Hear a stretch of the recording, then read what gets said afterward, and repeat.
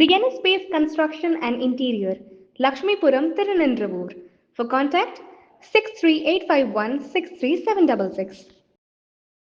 வள்ளுவம் சொந்தங்களுக்கு அன்பு வணக்கம். இன்று நம்மோடு நேர்காணலில் இணைந்திருக்கும் சிறப்பு விருந்தினர் தமிழர் தன்னுரிமை கழகத்தின் தலைவர் திரு பழ கருப்பையா அவர்கள். வணக்கம் சார், நலமா இருக்கீங்களா? ஐயா, இப்போ சட்டமன்றத்துல ஒரு பொருள் பேசு பொருளா விவாதமா மாறி இருக்கு. என்ன அப்படின்னா, புஷி ஆனந்த் அவர்கள் பேசியிருக்காரு, விஜயனுடைய வரலாறு பத்தி சொன்னாரு.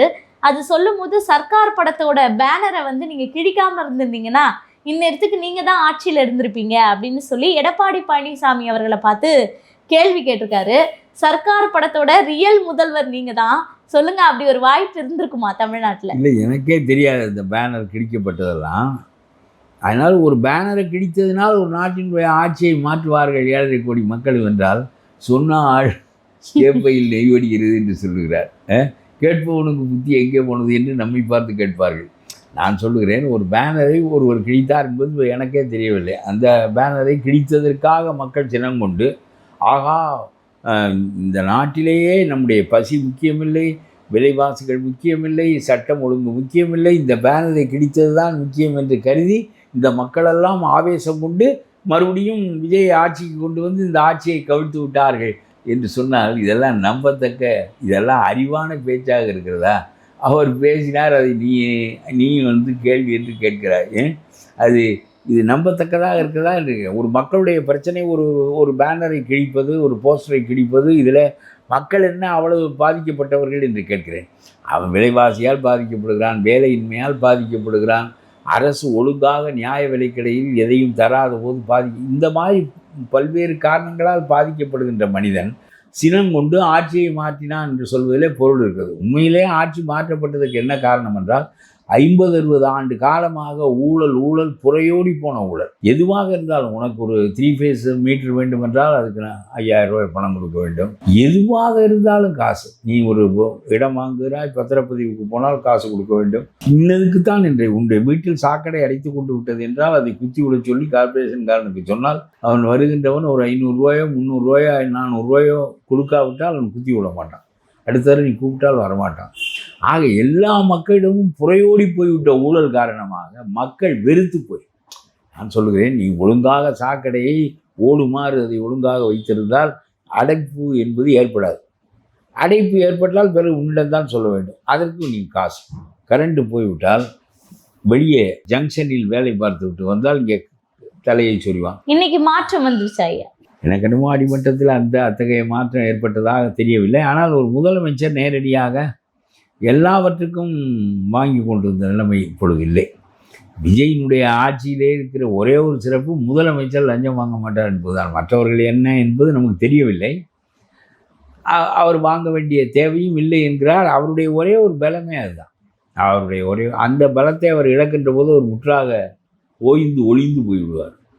அதனால் இது இப்போ கணினி பத்திரப்பதிவில் கணினி உள்ளே நுழைவது என்பது உரிய சிறப்பு.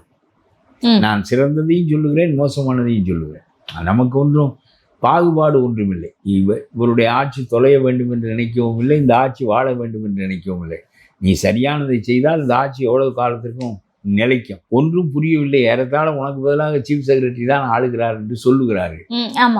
இப்போ நீ செய்திருக்கிற ஒரு நல்ல காரியம் நான் சொல்லுகிறேன். பத்திரப்பதிவு என்பது பழைய காலத்தில் மூர்த்தி இருந்தார் மந்திரி. அடே அப்பா, அதாவது சும்மா ஒரு கூடையை வைத்து அள்ளி போட்டுக் கொள்வதில்லை, அண்டாவை வைத்து அள்ளி போடுவது. அப்படி ஒரு ஊழல் மன்னர்களாக இருந்தார்கள் திமுகவில். என்ன அவ்வளவு அங்கே பத்திரப்பதிவு ரிஜிஸ்ட்ரார் அவருக்கு பதிவு செய்ய இருக்கின்ற அந்த வேலைக்கு அந்த இடத்துல உட்கார்ந்தால் திருப்பூர் என்றால் இவ்வளவு வரும், கோயம்புத்தூர் என்றால் இவ்வளவு வரும், சென்னை என்றால் இவ்வளவு வரும், திருப்பத்தூர் என்றால் இவ்வளவு வரும். ஊருக்கு தகுந்தாற்போல் இவர்கள் எந்த இடத்தில் அதிக பத்திரப்பதிவு நடக்குமோ அந்த இடத்தில் உட்காருகிறவர் முன்கூட்டியே பெரும்பணம் கொடுத்து விட வேண்டும். 60-70% இந்த மந்திரிக்கு கொடுத்து விட வேண்டும். பிறகு அவர் வசூல் பண்ணுவதில் அவருக்கு உள்ளதை எடுத்துக்கொண்டு மீதியை இவருக்கு கொடுக்க வேண்டும் என்று அதிகார வர்க்கம், மந்திரி எல்லோரும் சேர்ந்து கொண்டு பெருங்கொள்ளை அடித்தார்கள். இப்பொழுது அது கணினிமயமாக்கப்பட்டு நேரடியாக ஆன்லைனில் பதிவு செய்யலாம் என்று வந்திருப்பது, அதுவும் ஆர்டிஃபிஷியல் இன்டெலிஜென்ஸ் என்று சொல்லுகின்ற செயற்கை அறிவை பயன்படுத்தி பல காரியங்களை இப்போது செய்ய போகிறார்கள். அது தொடர்பானவரை கூட நான் ஒரு தரம் சந்தித்தேன். ஆகவே இந்த செயற்கை அறிவு உள்ளே நுழைந்து விடுகின்ற போது மனித இந்த கிரிமினல் ஆக்டிவிட்டீஸ் குறைந்துவிடும். அது பாட்டுக்கு அதனுடைய வேலையை செய்து கொண்டிருக்கும். இப்பொழுதே பத்திரப்பதிவு இலாக்காவில் இனிமேல் ஊழல் செய்கின்றவனுக்கு, லஞ்சம் வாங்குகின்றவனுக்கு வேலை இல்லை என்கின்ற நிலைமையை உண்டாக்கி விட்டார். நீ விலங்கு சர்டிஃபிகேட் வரையில் வாங்கி இணைத்து விட்டால் அது தானாக பதிந்து உனக்கு தள்ளிவிடும். கண்டிப்பா ஐயா, இப்ப நீங்க சொன்னது போல அடிமட்டத்துல இருக்க ஊழல் வந்து சரி செய்யப்பட்டிருக்கு அப்படின்றது புரியுது. இன்னொரு விஷயம் வந்து பாத்தீங்கன்னா, சர்க்கார் படத்தோட மெயின் கருவே என்ன அப்படின்னா, இலவசங்கள் எனக்கு வேண்டாம் அப்படின்னு சொல்லி விஜய் அவர்கள் மிக்சி கிரைண்டர் எல்லாத்தையும் தூக்கி போட்டு உடைப்பாரு. இன்னைக்கு வந்து மகளிருக்கு 2500, தாய் மாமன் சீர் தங்க மோதிரம், அண்ணன் சீர் பட்டு புடவை 1000 தானே கொடுக்குறாரு. கொடுக்குறாருங்க ஐயா. அதெல்லாம் சொல்லிதானே அவர் ஆட்சிக்கு வந்தாரு. அப்ப இவரை எப்படி மாற்றம் சொல்றது அப்படின்னு சில பேர் கேள்வி கேட்கிறாங்க. நீங்க எப்படி பாக்குறீங்க? சரியான கேள்விதான். இதை நீ அவரிடமே நேரடியாக கேட்கலாம், உன்னை அனுமதித்தால். ஆனால் உண்மையிலே சொல்லுகிறேன், அது அந்த ஏற்கனவே இலவசங்களின் மூலமாக ஆட்சியை பிடித்தவர்களை இவர்கள் திறனாய்வு செய்தார்கள். இது ஆட்சி முறை இல்லை. மக்கள் தாங்களாகவே தன் தலை நிமிர்ந்து தன்னிலையிலேயே வாழக்கூடிய ஆட்சியை தர வேண்டும். அது அல்லாமல் சட்டி கொடுப்பது, முட்டி கொடுப்பது, அரிசி கொடுப்பது, உளுந்து கொடுப்பது, கேப்பை கொடுப்பது என்பது நல்ல ஆட்சி முறை இல்லை என்று இவர்கள் சொன்னார்கள். ஆனால் இவருக்கு வேற என்ன செய்ய தெரியும்? இப்பொழுது ஒரு தங்க மோதிரம் கொடுக்குறார், சிறு பிள்ளைக்கு 1 கிராமில் தாலி கொடுக்குறார். இது ஜெயலலிதா கொடுத்தது தான். ஆனாலும் அதை திரும்ப வேறொரு பேரிலே இப்பொழுது அண்ணன் சீர் என்ற பேரில், அண்ணன் சீர் என்ற பேரில் கொடுக்குறாரு. இது ரொம்ப கேவலமான முறை. நான் சொல்லுகிறேன், அரசு பணத்திலிருந்து கொடுக்குறேன், அப்புறம் என்ன அண்ணன் சீர் பாராட்டுகிறேன்? அம்மா கொடுத்தார்கள் மகளிருக்கு தாலி.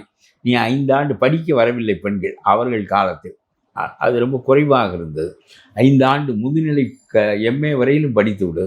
5 ஆண்டுகள், 5 ஆண்டுகளுக்கு 50,000 ரூபாய் தருகிறேன், 1 பவுன் தாலி தருகிறேன், உனக்கு திருமணமாகி நீ வாழ்க்கையில் நிலை பெற்று வேலையும் பார்த்து கொண்டு வாழலாம் என்று ஒரு பெண் வாழ்க்கையில் நிலை கொள்வதற்காக அதை செய்தார்கள். அதே திட்டத்தை தான் இப்பொழுது இவர் செய்கிறார். ஸ்டாலின் அதை 50,000 ரூபாயை 5 ஆண்டுகளுக்கும் 1 மாதத்திற்கு 1000 ரூபாய் வீதம் 5 ஆண்டுகளுக்கு 50,000 ரூபாய். அவர் அதே திட்டத்தை தான் அவரும் நகலெடுத்தார். இப்பொழுது அதே திட்டத்தை இவரும் நகலெடுக்கிறார்.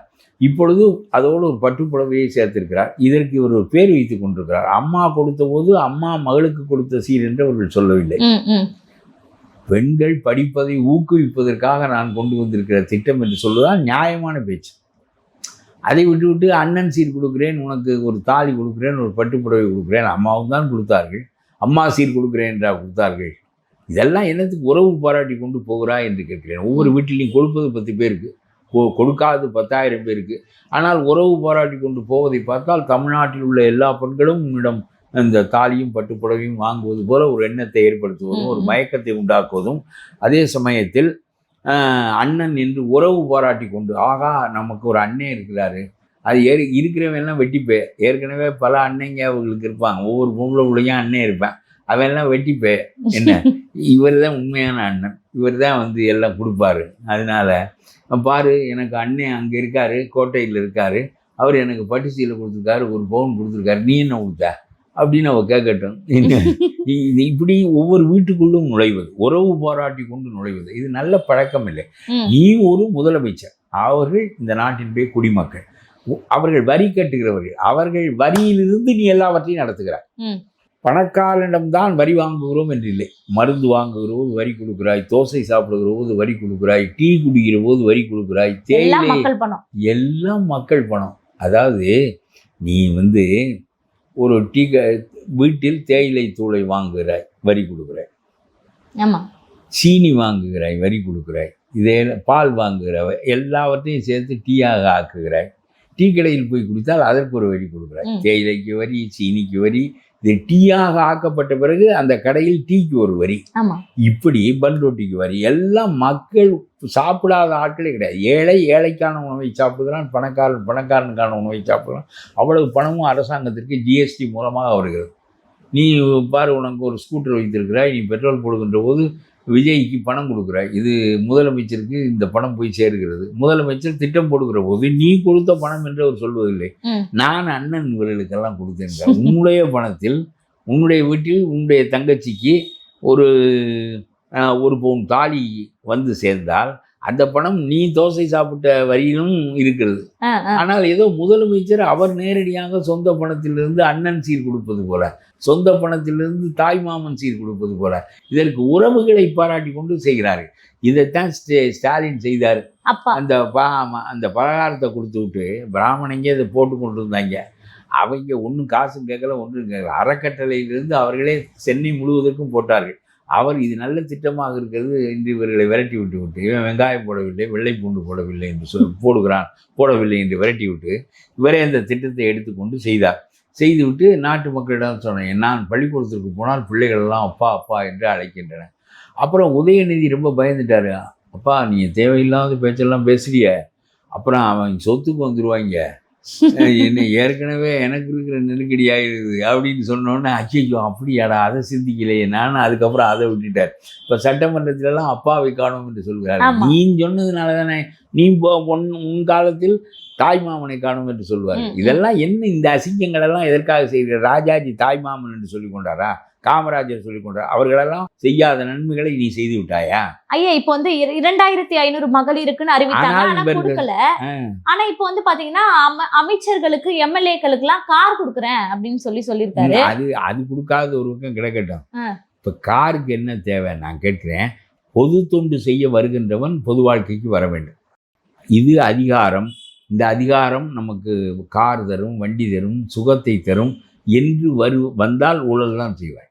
காந்தி இந்த நாடு முழுவதுக்கும் பாடுபட்டார், சுதந்திரத்தையே வாங்கி கொடுத்தார். அதை விட பெரிய காரியம் ஏதாவது செய்திருக்கிறீர்களா? நீங்கள் ட்ரெயினில் வந்துட்டு போக முடியலையா ஐயா? இல்லை, காந்தி 3ஆம் வகுப்பிலே பயணம் செய்தார். 3ஆம் வகுப்பிலே பயணம். அவர் தான் நெறி சார்ந்த பொது வாழ்க்கையை உண்டாக்கினார். ஒரு அரைமுறை தொண்டை கட்டி கொண்டார். 3ஆம் வகுப்பிலே பயணம் செய்வார். கொதிக்கும் வண்டி கோடை காலத்தில் அதிலே தான் பயணம் செய்வார். ஏனென்றால் நாம் நம்முடைய சொந்த உழைப்பில் வாழவில்லை. இந்த மக்களுக்கு தொண்டு செய்வதற்காக ஆசிரமம் வைத்திருக்கிறோம். அந்த ஆசிரமத்திற்கான நன்கொடை மக்களிடமிருந்து வருகிறது. ஆகவே நாம் உண்ணும் உணவு மக்களிடமிருந்து வருகின்ற உணவு. எவ்வளவு குறைவாக மக்களிடமிருந்து பெற வேண்டுமோ அதை பெற்று, எவ்வளவு நிறைவாக தொண்டு செய்ய வேண்டுமோ அப்படி செய்ய வேண்டும் என்ற முறையை இந்திய மக்களுக்கு கற்பித்தவர் காந்தி. சரியா? இவர்கள் அரசிலே போய் உட்கார வைத்தால் அதில் போய் எனக்கு கார் வேண்டும், வண்டி வேண்டும். இவர் தனி விமானத்தில் போகிறவர் அப்புறம் எம்எல்ஏ காரு கப்பானா இல்லையா? தனி விமானம் இது என்ன முதல்வருக்கு இன்னும் கொஞ்சம் காலம் சென்று முதல்வருக்கு ஒரு தனி விமானம் அரசாங்கத்துக்கு வாங்கி வைத்துக் கொள்வார்கள். முதல்வர் மட்டும் போவார் அதில். அப்புறம் வேற யார் போவார்கள் இதில்? அதனால இதெல்லாம் நான் உங்களுக்கு தொண்டு செய்வதற்கு மனம் இருந்தால் வா, உனக்கு கூடுதல் வசதி இருந்தால் உன் சொந்த வசதியில் பண்ணிக்கோ. ஜெயலலிதா பெரிய வீடு வைத்திருந்தார் போயஸ் கார்டனில். அவர் வாடகையை வாங்கினார். ஆதவர்ச்சனா எதுக்கு வாடகை வந்துகிறார்? அவருடைய வீட்டில் அவர் இருப்பதற்கு அவர் வாடகை போட்டு எடுத்துக்கொள்கிறார் அரசாங்கத்தில் என்றால் கேவலமாக இல்லையா என்று கேட்கிறேன். எதற்கு எல்லாருக்கும் கார்? இவன் என்ன பொதுமக்களை நாள்தோறும் தொகுதியில் உள்ள மக்களை சந்திக்கிறார்கள். எந்த மக்களை நீ தினந்தோறும் ஒவ்வொரு வீடாக போவாயா? போய் என்ன வேண்டும் உங்களுக்கு என்று கேட்பாயா? அவன் இன்றைக்கு அரிசி வரவில்லை, அரிசி விலை ஏறிவிட்டது, இல்லை நீ புழுத்து அரிசியை போடுகிறாய் ரேஷனில் என்று சொல்வானா? பிறகு நீ உடனே இதெல்லாம் கல்யாண வீட்டுக்கும் கருமாதி வீட்டுக்கும் போகுதான் நீங்கள் செய்கிற பொது தொண்டு. வேறு எந்த பொது தொண்டும் நீங்கள் செய்வதில்லை. ஒரு வாய்க்கால் வெட்ட வேண்டும், ஒரு தூர்வாரல், இது போன்ற விஷயங்களை சட்டமன்றத்தில் எடுத்து என்னுடைய தொகுதிக்கு இது தேவையாக இருக்கிறது என்று சொல்லலாம். இதற்கு தினந்தோறும் காலில் போக வேண்டிய வேலை ஒன்றும் கிடையாதே. பேருந்தில், அரசு பேருந்தில் இலவசமாக நீ நாடு முழுவதும் செல்வதற்கு வசதி செய்து தந்திருக்கிறார்கள். ரயிலில் போவதற்கு உனக்கு இலவச வசதி இருக்கிறது. ரயிலில் சட்டமன்றம் நடக்கிற போது ரயிலில் செல்லலாம். மருத்துவமனையில் உனக்கு இலவச வசதி. மருத்துவமனையில் உனக்கு முதல் தர நோயாளியாக நீ அனுமதிக்கப்பட்டு உனக்கு தலையாய மருத்துவம் செய்யப்படும். அப்புறம் தமிழ்நாட்டில் ரொம்ப இப்போ அரசு பேருந்துகளெல்லாம் குழு பேருந்துகள் வந்து விட்டன. தாழ்தள எல்லாவற்றிலும் நீ ஏறலாம், இறங்கலாம். அட்டை, எம்எல்ஏ அட்டை மட்டும் பையில் வைத்து கொண்டால் போதும். எது வேண்டுமானாலும் அரசு தரப்பில் உனக்கு நீ சட்டமன்றத்திற்கு வந்தால் பேசுவதற்கு படி. உன் கடமை தானே, அதுக்காக தானே இந்த வேலை செய்வதற்கு வந்து. ஆனால் அதற்கு படி, உனக்கு வைத்தியத்திற்கு படி, அப்புறம் உனக்கு எல்லா சலுகைகளும் உனக்கு கொடுக்குறார்கள். இது போதும். இப்பொழுது உனக்கு கார் என்பது இந்த ஆதவ அர்ச்சனா விளங்காத ஆள் பேசுகிறார். விளங்காத ஆளில் 1ஆம் நம்பர் விளங்காத ஆள் இருந்தால் லாட்டரி சீட் வித்து கொண்டு வந்தவங்களெல்லாம் மந்திரியாக ஆக்கினால் பிறகு இவ்வளவுதான் ஐயா. அவருக்கு பாட்டுலாம் பாடுறாங்க ஐயா. ஆமா, கல்லானைன்ற எம்எல்ஏ பாடுறாரு, கொடுத்ததெல்லாம் கொடுத்தார் அப்படின்னு பாடுறாங்க. அவனதானே அந்த மட்டத்துக்கு வந்து விட்டது. சி சுப்பிரமணியம், ஜீவானந்தம், ராமமூர்த்தி இவர்களெல்லாம் எதிர்வரிசையில் இருக்க ராஜாஜி நாடால இது என்ன தரம்? இப்பொழுது பாட்டு பாடுகிறவனெல்லாம் உள்ளே வந்து விட்டான். இது என்ன தரம்? ஆகவே நான் என்ன சொல்லுகிறேன் என்றால், இப்பொழுது இந்த இவர் ஆதவ அர்ஜுனா சொல்லுகிறார், அரசாங்க சின்னம் பொறித்த காரில் இவர்களுக்கெல்லாம் ஜி போட்டு கொடுப்பார்கள். நம்ம அதிகாரிகளுக்கு ஜி போட்டு கொடுப்பது அதில் போய் இறங்கினால் மக்கள் மதிப்பார்களாம். உனக்கு சொந்த மதிப்பு இல்லை, உன்னுடைய அறிவை மக்கள் மதிப்பதில்லை, உன்னுடைய நேர்மையை மதிப்பதில்லை, உன்னுடைய வாழ்க்கை முறையை மதிப்பதில்லை. நீ ஒரு தோல் போர்த்திய எலும்பு கூட்டின் மீது தோல் பொருத்திய ஒரு முண்டமாகத்தான் உன்னை பார்க்கிறார்கள். அப்படித்தானே அதுக்கு பொருள். எனக்கு மதிப்பு இல்லை, நான் போய் இறங்குற காருக்கு தான் மதிப்புன்னா நீ ஜீரோ. ஆமா, செயலுக்கு மதிப்பு இல்லை. இவர் சொல்லுகிறார், இந்த அரசாங்க காரில் போய் இறங்கினால் மக்கள் மதிப்பார்கள் என்று நம்முடைய எம்எல்ஏக்கள் கருதுகிறார்கள். நீ செய்கின்ற தொண்டை காந்தி எந்த ஜீ போட்ட காரில் போய் இறங்கினார்? நீ செய்கிற தொண்டு, உன்னுடைய அறிவு, உன்னுடைய நீ வாழ்கின்ற வாழ்க்கை முறை இவற்றால் உன்னை மதிப்பார்களா? நீ போய் இறங்குகிற காரை வைத்து மதிப்பார்களா? நீ கழுதையில் போனால் என்ன, குதிரையில் போனால் என்ன, நீ காரில் போனால் என்ன, சைக்கிளில் போனால் என்ன, நீ தானே. ஒரு பொறுக்கி இவனெல்லாம் எம்எல்ஏ ஆகிவிட்டானே என்று தான் சொல்லுவார்களே தவிர, நீ காரில் போய் இறங்குகிற காரணத்தினால் ஆகா இந்த நாட்டினுடைய மாபெரும் அறிஞர், இந்த நாட்டினுடைய மாபெரும் நேரியர் ஜெயபிரகாஷ் நாராயணன் போல தொண்டுக்குரியர் வந்து விட்டார்ன்னு சொல்வார்களா? சும்மா இந்த ரொம்ப மட்டமான அறிவுடையவர்களெல்லாம் இப்பொழுது உள்ளே சேர்ந்து விட்டார்கள். அதில் இந்த மட்டமான அறிவுடையவர்களுக்கெல்லாம் தலைவர் ஆதவ அர்ச்சனா என்ன காரியம் செய்திருக்காய்? வந்து 100 நாட்கள் ஆகிவிட்டது, என்ன செய்ய முடியாது? ஐயா, அமித்ஷாவுடன் விஜய் அவர்கள் சந்திச்சு இருக்கிறாரு. ஃபேர் டீலிமிட்டேஷன் அப்படின்னு தன்னுடைய நிலைப்பாடை மாத்தி இருக்கிறாரு. எதுல டீலிமிட்டேஷன் வேண்டாம் அப்படின்னு சட்டமன்றத்துல பேசினாங்க. டீலிமிட்டேஷனே வரக்கூடாது அப்படின்னு. ஆனா அமித்ஷாவுடன் சந்திப்பு நடத்த போது டீலிமிட்டேஷன் வந்து அதாவது எங்களுக்கு பாதிக்கப்படாம நடந்தா சரிதான் அப்படின்னு இப்ப மாற்றி பேசுறாரு விஜய் அவர்கள். சரி, பாதிக்கப்படாமல் என்ன, அதாவது அதே எண்ணிக்கையில் இருக்க வேண்டும் என்பது ஒரு நிலை. ஒரே மாதிரியாக எல்லாருக்கும் கூட்ட வேண்டும். அதாவது பாண்டிச்சேரிக்கும் ஒரு மாதிரி, நமக்கும் ஒரு மாதிரி, அந்தமானுக்கும் ஒரு மாதிரி, அந்த மாதிரி ஒரு நிலை. என்ன அவர்கள் செய்ய போகிறார்கள் என்றே சொல்ல மறுக்கிறார்கள். இவர்கள் திமுக பதுங்குகிறது. இதில் திமுக சரியாக நடந்து கொள்ளவில்லை. அவர்கள் என்ன சொல்லுகிறார்கள் என்றால், எட்டப்பன் என்று சொல்லியிருக்கிறார் ராகுல் காந்தி திமுகவை பார்த்து. அதாவது தமிழனுடைய உரிமை பறிபோகும் என்று பேச வேண்டிய தமிழ்நாட்டு திமுக இதால் தமிழருடைய உரிமை பறிபோக போகிறது, எட்டப்பனாக தமிழ்நாட்டுக்கு நடந்து கொள்ளப் போகிறார் ஸ்டாலின் என்று இங்கே வந்து பேசுகிறார். எட்டப்ப கதையெல்லாம் இவர் எப்படி தெரிந்து கொண்டார் என்று தெரியவில்லை. ஆக தேடி இந்த கதையெல்லாம் தெரிந்து கொண்டு வந்து ஸ்டாலினை பற்றி பேசுகிறார். இன்றைக்கும் ஸ்டாலின் வாயை திறந்து நாங்கள் இதற்கு எதிராக வாக்களிப்போம், எங்களுடைய நிலைப்பாட்டில் தமிழர்களுக்கு மாறாக கொண்டு வரப்படுகின்ற எந்த சட்டத்திலும் எங்களுக்கு உடன்பாடு இல்லை என்று இன்றைக்கும் சொல்ல மறுக்கிறாரே. அவர் வெளிநடப்பு செய்து அந்த சட்டம் நிறைவேறுவதற்கு துணை செய்வார் என்று அத்தனை பேரும் சொல்லுகின்ற போது, ராகுல் காந்தி வரையில் இங்கே வந்து சொல்லிவிட்டு போகின்ற போது இல்லை என்று மறுத்து, எங்களுடைய உரிமைக்காக நான் பேசாமல் இருப்பதற்காக நாங்கள் எங்கள் நாட்டில் கட்சி வைத்திருக்கிறோம் என்று கேட்க வேண்டாமா? கேட்கவில்லையே. ராகுல் காந்தி வந்து இவன் எட்டப்பேன் என்று சொல்லுகிறார், இவர் அதற்கு பதில் சொல்லவில்லை. இவர் என்ன செய்வார் என்று சொல்லுகிறார்கள் என்றால், அந்த சட்டம் வருகின்ற போது வெளிநடப்பு செய்து விட்டால் அவர்கள் இருக்கின்ற எண்ணிக்கையை வைத்து நிறைவேற்றி விடுவார்கள். இவர் எதிர்வாக்கு அளித்தால் அந்த சட்டம் நிறைவேறாது. ஆகவே தமிழர்களுக்கு இவர் பாதுகாப்பாக இல்லை என்று சொல்கிறார்கள். நம்முடைய விஜய் சட்டமன்றத்தில் தீர்மானம் போட்டு எல்லாரும் கையை தூக்கி விட்டோம் என்று சொல்வதை தவிர இவரால் பிஜேபியை என்றைக்கு எதிர்த்தே பேச முடியாது. இவருக்கு ஒன்றும் புரியவும் புரியாது. யாரால் என்ன கேடு யாருக்கு வரும் என்பது அவருக்கு புரியாது. தமிழ்நாட்டுக்கு எது கேடு, எது மத்திய அரசோட சுமூக உறவு வேணுமாங்க? சுமூக உறவு வேண்டும். நான் சொல்றேன், உனக்கும் பக்கத்து வீட்டுக்கும் சுமூக உறவு இயற்கை. அவன் உன்னுடைய இடத்தில் ஒரு அடியை இழுத்து கட்டி கொண்டால் எப்படி சுமூகமாக இருப்பாய்?